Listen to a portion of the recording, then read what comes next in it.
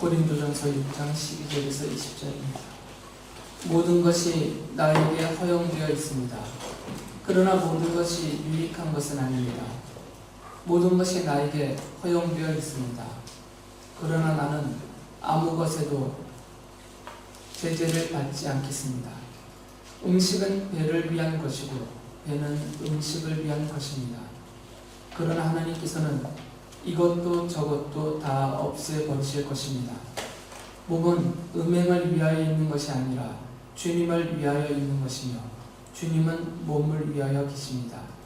하나님께서 주님을 살리셨으니 그의 권능으로 우리도 살리실 것입니다. 여러분의 몸이 그리스도의 지체라는 것을 알지 못합니까? 그런데 내가 그리스도의 지체를 떼어다가 창녀의 지체를 만들 수 있겠습니까? 그럴 수 없습니다. 창녀와 합하는 사람은 그와 한 몸이 된다는 것을 알지 못합니까? 두 사람이 한 몸이 될 것이다 하신 말씀이 있습니다. 그러나 주님과 합하는 사람은 그와 한 영이 됩니다. 음행을 피하십시오.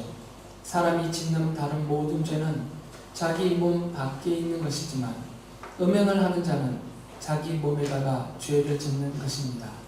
여러분의 몸은 여러분 안에 계신 성령의 성전이라는 것을 알지 못합니까? 여러분은 성령을 하나님으로부터 받아서 모시고 있습니다. 여러분은 여러분 자신의 것이 아닙니다. 여러분은 하나님께서 값을 치르고 사들인 사람입니다. 그러므로 여러분의 몸으로 하나님을 영화롭게 하십시오. 아멘. 하나님께서는 인간을, 사람들을 창조하실 때 사람이 스스로 생각하고 분별하고 판단하고 그리고 선택과 결정을 할 수 있는 자유의지를 주셨습니다.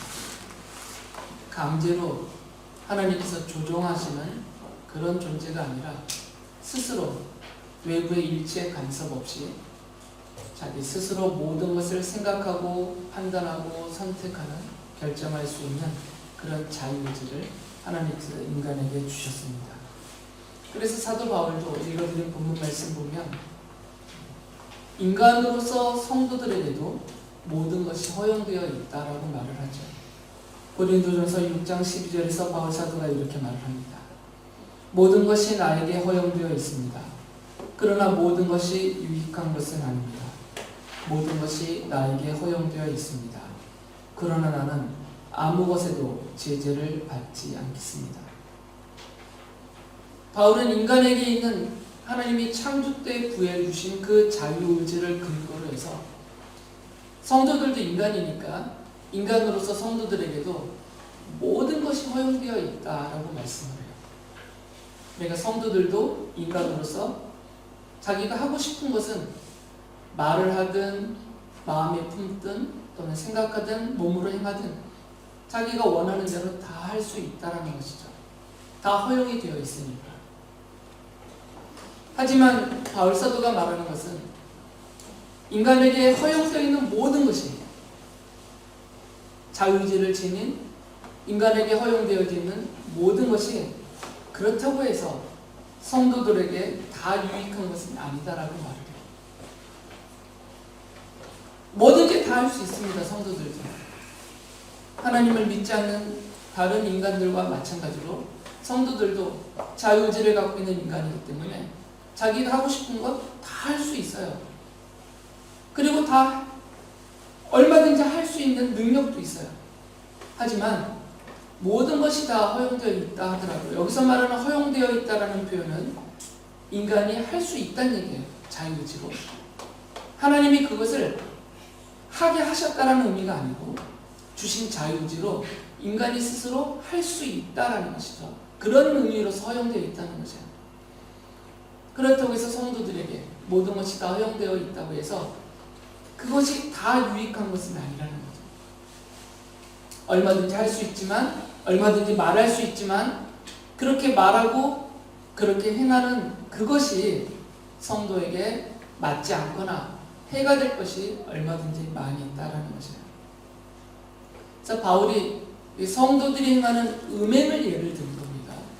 지금 읽어드린 본문에 음행이라는 단어가 몇 번 나오는데 바울이 지금 이 이야기를 하는 목적은 단순하게 성도니까 음행을 하면 안 됩니다 이 얘기를 하려는 것이 아니고요.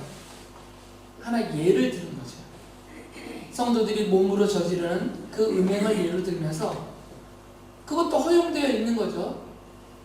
성도가 해도 된다라는 의미가 아니고 제가 여러분이 오해하실까봐 반복해서 말씀드리는 거예요. 아 성도들이 그거 해도 된다. 성도들에게 음행도 허용되었다 이런 의미가 아니라는 거죠. 자유의지가 있는 인간에게서는 다 할 수 있는 영역이 있다는 거죠. 하나님이 기뻐하시냐 안 기뻐하시냐 이건 다른 문제이고 자유의지를 지닌 인간으로서 할 수 있는 허용된 것들이다라는 거죠. 그런데 성도들이 그렇게 인간으로서 성도들에게도 허용되어 있다고 해서 인간적으로 할 수 있다고 해서 성도들이 자신의 몸으로 음행을 행하는 것은 옳지 못하다라고 말해요. 그래서 6장 13절에서 이어서 이렇게 말하죠. 몸은 음행을 위하여 있는 것이 아니고 음행을 위하여 있는 것이 아니라 주님을 위하여 있는 것이며 주님은 몸을 위하여 계십니다. 성도의 몸은 교회 바깥에 계신 분들의 몸에 대해서 우리가 이렇게 저렇게 말할 권한이 없기 때문에 그것은 제외하고 하나님의 백성인 성도들의 몸은 자기 마음대로 이 몸을 쓸 수 있도록 창조 때 허용되어져 있는 자유의지가 있다 하더라도 성도가 성도의 몸을 가지고 음행을 저지르면 안 된다는 것이죠. 왜 그러냐면 성도들의 몸은 그런 음행을 저지르라고 하나님이 만들어 주신 것이 아니라 주님을 위하여서 살아라 라고 창조하셨고 그 몸을 위하여서 십자가에서 성자 하나님이 대신 인간으로 오셔서 죽어주셨고 하나님이 자녀로 삼아주셨고 지금도 은혜와 은총 가운데서 보호하시고 돌보시며 이끌어주고 계시기 때문에 성도의 몸은 그렇게 음행이나 저지르면서 하나님을 믿지 않는 사람들과 똑같이 막 몸을 쓰도록 내버려둬도 되는 그런 몸이 아니라 자신을 위해서 십자가에 달려 죽어주신 우리 주님을 위하여 살으라고 창조하셨고 구원해주신 몸이다라는 것이에요. 그러면서 바울이 성도들의 몸을 그리스도의 지체라고 부릅니다. 고린도전서 6장 15절에서 이렇게 말씀하셨어요. 여러분의 몸이 그리스도의 지체라는 것을 알지 못합니까? 그런데 내가 그리스도의 지체를 떼어다가 창조의 지체를 만들 수 있겠습니까? 그럴 수 없습니다. 바울은 성도들의 몸이 그리스도의 지체다라고 말해요. 앞서서 설교 때도 말씀드렸던 내용뿐만 아니라 바울이 기록한 여러 서신서를 보면 바울은 예수 그리스도를 교회의 머리다라고 가리키면서 교회를 머리신 그리스도에 붙어있는 그리스도의 몸이다라고 말했어요. 그리고 그 교회로 모이는 성도들을 그리스도의 몸인 교회를 구성하고 있는 지체다라고 말했어요. 그러니까 성도는 그리스도의 몸인 교회를 이루고 있는 그리스도의 지체예요. 그런데 이어서 바울은 무엇이라고 말하냐면 성도의 정체가 그리스도의 지체다라고만 말하지 않고 성도가 그리스도의 지체이고 그리스도는 성도들의 영혼과 몸을 위하여 십자가에서 죽임까지 당해주셨기 때문에 성도들의 몸도 그리스도의 지체다라는 거예요. 이 몸도.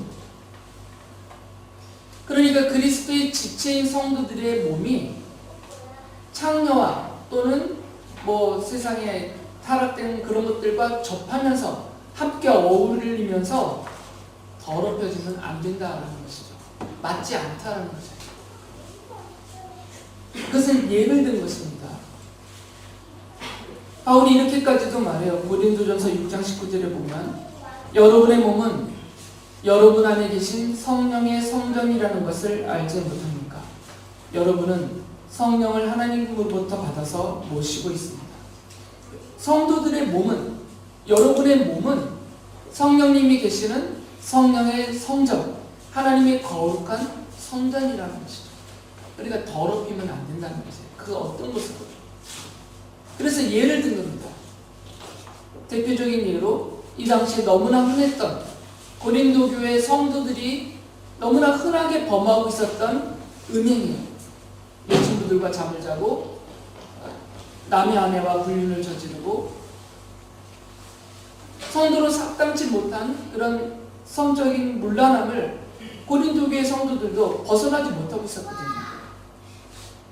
앞에 부분에서도 읽으면서 제가 말씀드렸듯이 심지어는 교회 바깥에서도 쉽게 찾아보기 어려운 그런 타락함이 있었어요. 자기 아버지의 아내와 살고 있는, 아버지의 아내는 어머니잖아요. 친어머니든 뭐 다른 어머니든 간에 아버지 아내니까 자기 어머니 되는 그 여인과 함께 사는, 함께 성관계를 하고 있는 그런 성도들이 교회 안에 있었단 말이죠. 이 정도라는 것이에요. 그래서 예를 든 겁니다. 아무리 자유의지를 지닌 인간으로서 성도를 하더라도 자기의 몸을 자기 마음대로, 자기 뜻대로, 자기가 원하는 육체의 욕망을 따라서 육체의 욕망을 만족시키려고 그렇게 막 사용하면 안 된다는 것이고, 그 예로 지금 음행을 들고 있는 거죠. 바울이 고린도전서 10장 23절에서 이렇게 말합니다. 모든 것이 다 허용된다고 사람들은 말하지만 모든 것이 다 유익한 것은 아닙니다. 모든 것이 다 허용된다고 사람들은 말하지만 모든 것이 다 덕을 세우는 것은 아닙니다. 자유의지를 지닌 인간으로서 우리의 성도들에게도 모든 것이 허용되어 있지만, 그러나 그것이 성도에게 다 유익한 것은 아니고 성도로서 성도다움을 드러내는 덕을 세우는 일은 아니라는 거죠. 여러분들도 교회 바깥에 있는 분들이 하는 일 똑같이 할 수 있습니다. 교회 바깥에 있는 분들이 자신이 원하는 대로, 자기의 뜻대로, 하고 싶은 대로 사시는 것처럼 성도인 여러분들도 그렇게 살 수 있어요. 그런 자유의지가 있어요. 여러분들에게는. 그러나 그분들과 똑같이 나에겐 자유가 있고 자유의지가 있고 내가 원하는 것은 내가 할 수 있는 자유가 있기 때문에 마음껏 한다고 해서 그것이 성도인 여러분에게, 성도인 여러분 자신에게는 유익하지 않은 것이 많이 있다는 것이고요. 성도로서 성도답지 못함, 그러니까 성도로서 덕을 세우지 못함, 그런 것들이 많이 있다는 거죠. 그 예를 든 것이 음행이에요. 성도가 음행을 저지르면 자신에게 유익함이 없어요. 그런 신앙의 문제가 생겨요. 육체적으로는 즐거움이 있을지 모르겠지만, 그러나 성도의 신앙과 인격에는 문제가 생겨요.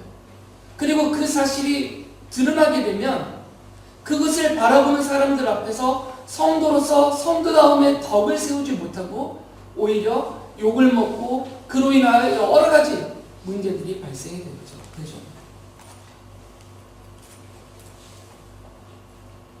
여러분이 자기 뜻대로 사실 수 있습니다. 그러나 늘 기억해야 되는 것은 바울 사도를 통해서 주님이 해주시는 말씀이에요. 다 유익하진 않으니까, 다 덕을 세울 수 있는 일은 아니니까 가리라는 거죠. 조심하고 가리라는 것입니다. 그래서 성도의 인격으로, 성도다움으로 거기에 맞게 그렇게 생각하고 말하고 행하라라는 말씀이에요. 바울이 이렇게 말하는 이유가 있습니다. 고린도 교회를 바라보면서, 그리고 고린도 교회뿐만 아니라 현재 존재하게 되는, 현재까지 있는 모든 교회들이 이 말씀을 지키지 않기 때문에 교회 안에서도 다투고 분쟁하고 분열되기 때문에, 자기 뜻대로 하기 때문에, 교회 안에서도 자유가 있으니까, 말할 자유가 있고 행할 자유가 있으니까 자기 뜻대로 자유롭게 말하고 행함으로 인해서 교회 안에서 이런 다툼이 생기고 분쟁과 분열이 일어난다는 거죠.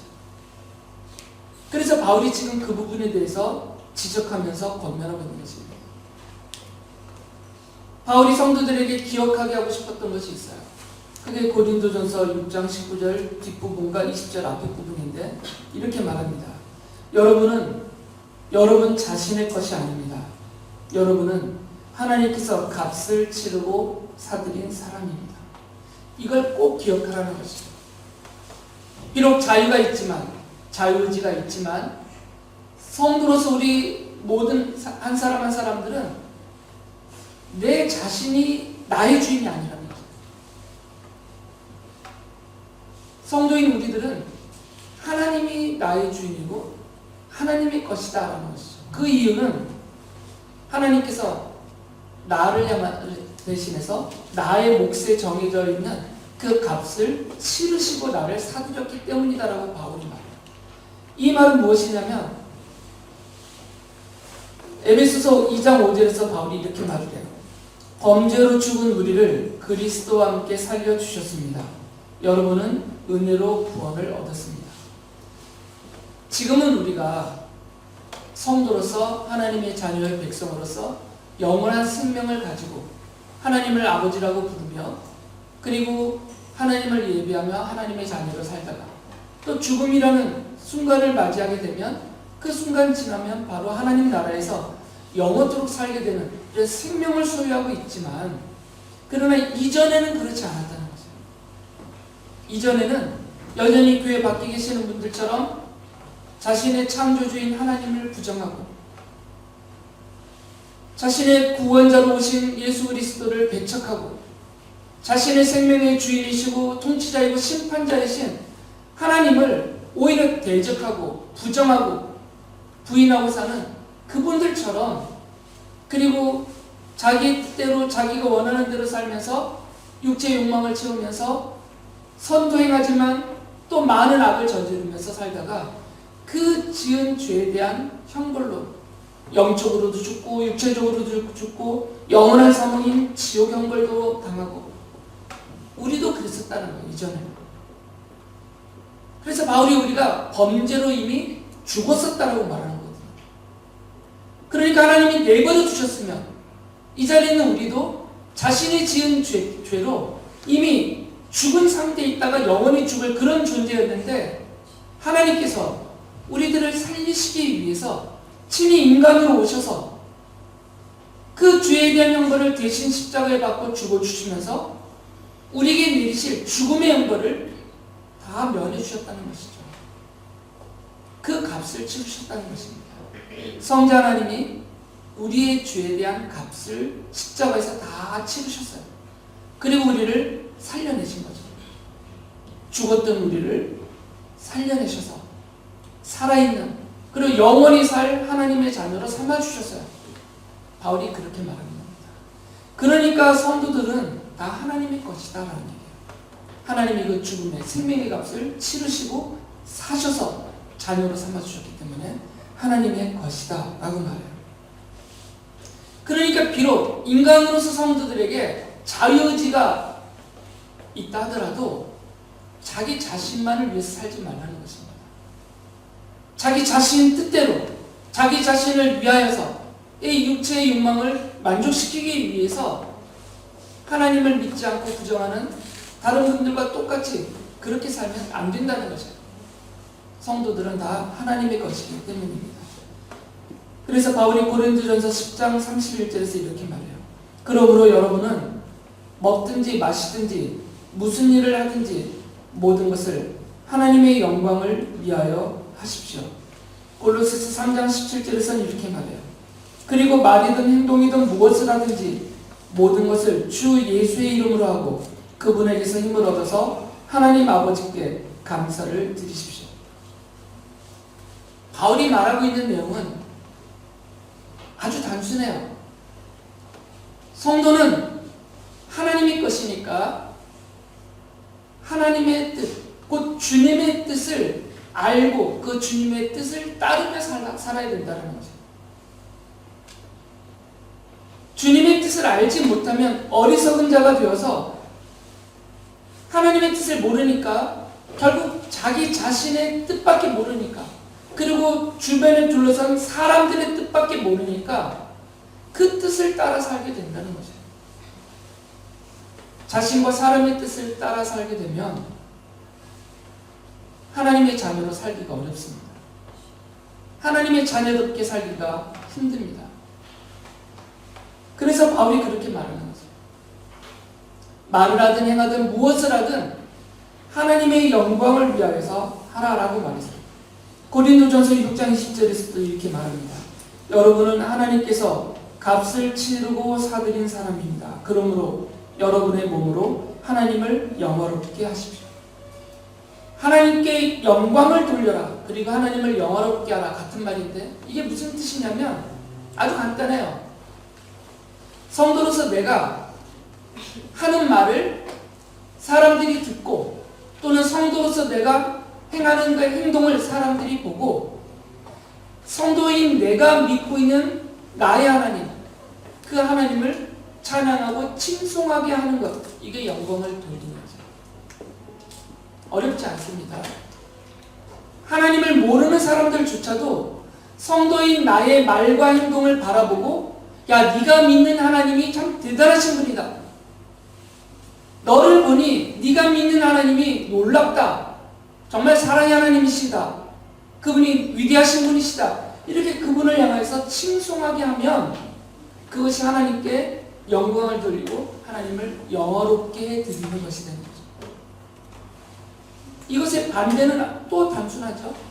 성도인 나의 말과 행동을 사람들이 듣고 보면서 나를 욕할 뿐만 아니라 내가 믿는 하나님을 함께 욕하게 되면 영광을 돌리는 것이 아니라 영광을 가린다라는 표현이었습니다.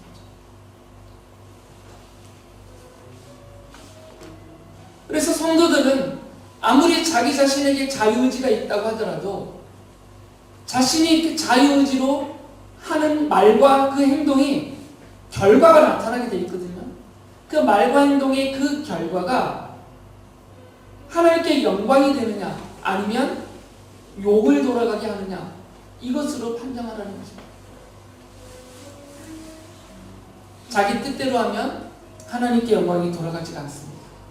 왜 그러냐면 주님의 뜻을 따르지 않고 자기의 뜻을 따라서 하면 대부분의 사람들은, 예외도 있겠지만 거의 대부분의 사람들은 자신의 몸, 곧 자신의 육체라는 한계 속에 갇혀요. 늘 그 안에 머물게 됩니다. 그러면 사람들이 볼 때 그런 사람을 이기적으로 봐요. 그리고 자기밖에 모르고 자기 몸밖에 모른다라고 손가락질하게 돼요. 아무리 그 범위를 가족으로 확대하고 친족으로 확대하고 나를 사랑하는 사람들로 범위를 넓혀놓는다 하더라도 똑같아요. 자기네밖에 모른다. 자기 친구밖에 모른다. 다 이기적인 성향이거든요. 그러면 다 손가락질을 하게 됩니다. 욕을 하게 되고 아무리 화려하게 교회를 지어놔도 아무리 수많은 사람들이 그 안에 모여 예배를 해도 그 바깥에 있는 사람들은 다 손가락질하고 욕을 하고 그 교회 하나님, 그 성도들의 하나님을 욕하게 돼요. 자기 뜻을 따르면 그렇게 된다는 것이죠. 그래서 바울이 말하는 것입니다. 자기 뜻을 따르지 말고 주님의 뜻을 알고 주님의 뜻을 따라야 된다라고 말해요. 갈라디아서 5장 13절에서 이렇게 말해요. 형제자매 여러분, 하나님께서는 여러분을 부르셔서 자유를 누리게 하셨습니다. 그러나 여러분은 그 자유를 육체의 욕망을 만족시키는 구실로 삼지 말고 사랑으로 서로 섬기십시오. 여러분에게는 자유가 있습니다. 성도라고 해서 그 자유를 빼앗기지 않습니다. 똑같은 자유가 있어요. 모든 인간에게는 똑같은 자유가 있어요. 하지만 하나님이 주신 그 자유를 육체의 욕망을 만족시키는 일에 쓰지 말라는 거죠. 그것에만 쓰지 말라는 거죠. 대신에 그 주신 자유로 서로 사랑하고 서로를 섬기는 일에 쓰라는 것입니다. 그럴 때 하나님이 영광을 받으시고 그럴 때 성도로서 자신에게 유익이 있고 성도로서 덕을 세우고 그 결과로 교회는 다투지 않고 분쟁과 분열되지 않고 그리스도의 몸으로서 하나가 될 수 있기 때문에 성도 개인에게도 유익이 있고 성도들이 모이는 교회에도 유익이 생기는 거죠. 에베소서 5장 17절에서 바울이 이렇게 말해요.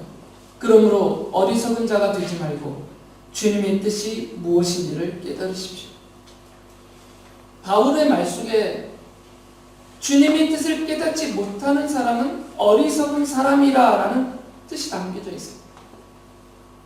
세상적으로는 지혜로운 체 하더라도 주님의 뜻을 모르는 사람들은 결국은 어리석은 사람이 됩니다. 자신의 뜻과 사람의 뜻밖에 알지 못하기 때문에. 그래서 주님의 뜻이 무엇인지를 깨달아야 돼요. 계속 질문을 해야 됩니다. 스스로에게. 내가 비록 자유롭지만 내가 주신 이 자유로 내가 지금 하는 이 말이 과연 주님의 뜻인가? 다시 말하면 주님이 들으실 때 기뻐하실 만한 일인가? 아니면 사람들이 내가 하는 이 말을 듣고 나의 행동을 보고 주님께 영광을 돌릴 만한가? 내가 지금 그렇게 말하고 있는가? 그렇게 살고 있는가? 계속 질문하라는 것이죠. 질문을 안 하니까, 답을 찾지 않으니까 자기 뜻대로 그리고 자신의 육체의 욕망을 만족시키는데 의지를 쓴다는 거죠. 질문을 안 합니다. 의외로 성도님들이 질문을 안 해요. 말하기 전에, 행동하기 전에 자신에게 먼저 질문을 해야 되거든요. 이게 주님의 뜻에 합당한 것인가? 내가 지금 하려고 하는 이 말이 주님이 들으실 때 기뻐하실 만하고 사람들이 들으면서 주님께 영광을 돌릴 만한 그런 말인가? 나의 행동이 다 보고 계시는 하나님 앞에서 하나님을 기쁘시게 드릴 만한 행동인지, 사람들이 나의 행동을 보면서 하나님께 영광을 돌릴 만한 그런 행동을 내가 지금 하려고 하는지 먼저 질문해야 돼요. 그렇게 하나님의 뜻을 찾으라는 것이죠. 그러나 어리석은 사람들은 질문을 안 합니다. 다 말해놓고 다 저질러놓고 그 다음에 생각을 해요. 그러니까 어리석은 것이죠. 지혜로운 사람이라면 먼저 생각하고 먼저 묻고 나름 그 답을 찾고 그 답을 찾은 대로 하려고 애를 쓰게 돼요. 물론 완벽할 수는 없겠지만 그러나 상대적으로 훨씬 지혜롭고 훨씬 성도다워지고 훨씬 더 온전해지는 거죠. 그래서 바울은 깨달으라고 계속 강조합니다. 질문을 해야 깨닫는 거죠. 질문하지 않으면 깨달음이 없습니다. 계속해서 질문하셔야 돼요. 베드로 사도도 베드로전서 4장 2절에서 이렇게 말합니다. 이제부터는 육신으로 살아갈 남은 때를 인간의 욕정대로 살지 말고 하나님의 뜻대로 살아야 합니다. 물론 이제 막 시작하는 우리 젊은 학생들도 있지만 그래도 평균 연령이 우리는 40은 넘었잖아요. 50이 넘었나? 40은 넘은 듯해요. 우리 성도님들의 평균 연령이. 그러면 이제는 살아온 날보다 남은 날이 더 길다라고 장담할 수 없는 인생이에요. 우리 남은 인생을 이제껏 내 맘대로 살아왔으니까 이제는 그렇게 살지 말자라는 거죠. 베드로 사도가 그 말을 하는 거죠. 바울 사도도 그렇게 말하는 겁니다. 이제는 살아갈 남은 때를 인간의 욕정대로 살지 말고 하나님의 뜻대로 우리 주님의 뜻대로 살아야 한다라고 말해요. 그것이 성도로서 맞다라는 것이고 그것이 성도로서 유익하고 덕을 세우는 것이기 때문이에요. 다윗이 시편 40편 8절에서 이렇게 말해요. 나의 하나님, 내가 주님의 뜻 행하기를 즐거워합니다. 주님의 법을 제 마음속에 간직하고 있습니다. 다윗은 주님의 뜻을 알고 주님의 뜻대로 행하는 것을 즐거워했어요. 억지로가 아니고 어쩔 수 없어서가 아니고 성도라서 목사라서 사람들 보는 눈이 있으니까 어쩔 수 없어서가 아니라 다윗의 마음속에는 하나님의 말씀이 있으니까 그 말씀에서 근거된 주님의 뜻을 아니까 내가 어떻게 말하고 사는 것을 주님이 기뻐하실지 아니까 그대로 살았어요. 근데 그것이 어쩔 수 없어서가 아니라 그렇게 사는 것이 즐거웠다는 거예요. 하나님의 자녀로서 성도된 우리들은 다윗이 고백한 것처럼 그런 즐거워하면서 주님의 뜻을 알아가고 주님의 뜻대로 살아가야 됩니다. 교회와 성도들은 이 자신의 뜻대로 육체의 욕망을 만족시키는 일에 힘쓰지 말아야 돼요. 그러면 다투게 되고 싸우게 되고 분열하게 됩니다. 오히려 바울 사도가 말씀하신 것처럼 서로를 사랑하고 또 서로를 섬기면서 말이든 행하든 그 모든 것을 하나님의 영광을 위하여 살아야 합니다. 그래야만 성도가 성도로서 살아갈 수 있게 되고 교회가 교회로서 온전히 세워질 수가 있는 것입니다. 이 자리에 있는 모든 성도님들이 그리고 우리 교회가 사랑으로 서로 섬기면서 자신의 뜻을 따라 사는 것보다는 주님의 뜻을 따라 살기를 즐거워하는 그런 모든 성도님들, 그리고 그로 인하여서 주님이 기뻐하시는 받으시기 합당하신 그런 교회가 될 수 있기를 바랍니다. 아멘.